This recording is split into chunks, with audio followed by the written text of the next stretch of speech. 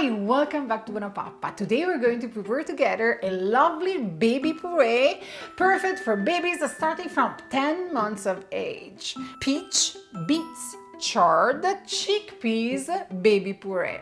Thanks to the chickpeas, this baby puree is loaded with protein, so it's a nice and complete meal for your little ones. Also, I'm going to use seasonal ingredients. At the farmer's market, I found those lovely nectarines. Beets are still in season, and the chards, they were yummy and with a deep green and red color. If you're going to offer chickpeas to your little ones, my suggestion is to use the dried one. It's true that the procedure takes more time than the canned one, but you're going to reduce the side effect or gas and tummy ache that usually chickpeas might have, because we're going to soak the chickpeas overnight so that they will get nice and soft. The following day, we're going to rinse them a few times and we're going to let them soak for another 1-2 hours. Then we're going to boil the chickpeas. Usually it takes 1 hour to have them properly cooked. And when you're going to boil them, remove all the foam that will form on top.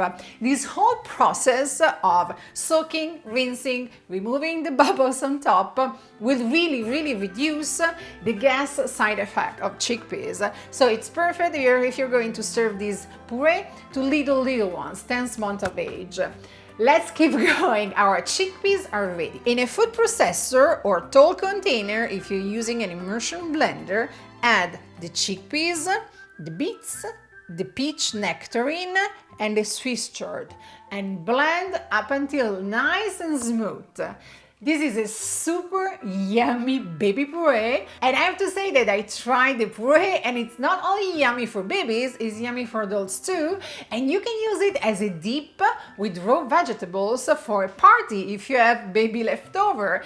And I would love to see your guest's face when you're going to tell them that they just ate baby puree, baby food.